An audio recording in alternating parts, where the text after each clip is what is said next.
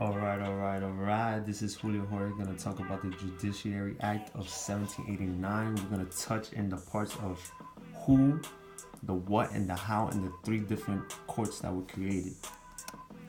Now, who created?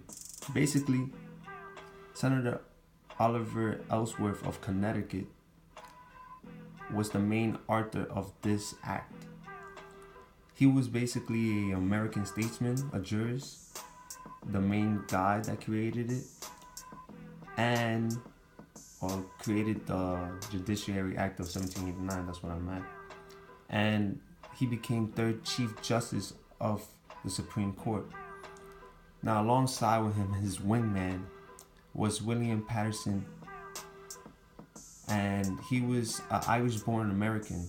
He became a jurist. He was one of the framers of the United States Constitution. He also became U.S. Senator and Governor of New Jersey, and also served as an Associate Justice of the U.S. Supreme Court. Now, when all that was finished, President George Washington, September 24, 1789, signed the Judiciary Act of 1789. Now, why?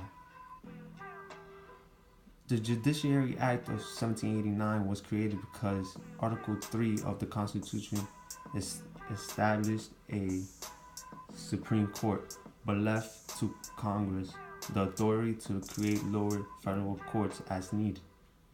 It was to establish the structure and these big words, man. Alright, it's right there. Of the federal court system and create the position of the Attorney General. It was also a basic outline of the federal court system established by the first Congress. Now, what did it do? It established the organization of the U.S. federal court system, which sketched out a general term in the U.S. Constitution, and it broke up the judiciary into three courts from lowest to highest. So the lowest being district courts, then circuit courts, and then the highest is the Supreme Court.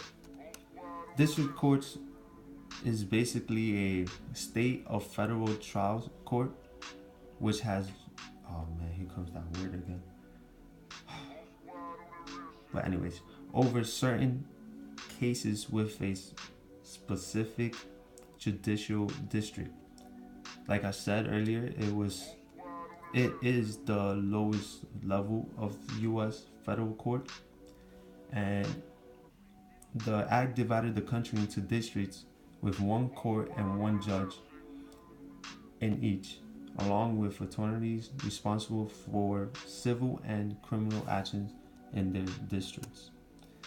Circuit courts is basically the middle tier of the federal court system.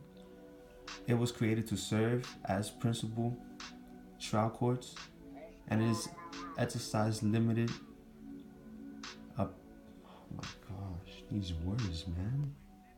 But yeah, it's already there, so you guys can read. A local district judge and 2 Supreme Justices preside over the circuit courts. Now, finally, the Supreme Court. Supreme Court is the highest level of federal courts. The Supreme Court is composed by one chief justices. Why did I put an S? One chief justice with 5 associate justices. But currently there's 8, and the Supreme Court has final say in all cases. And sorry about my accent and everything like that, but I hope you guys enjoyed.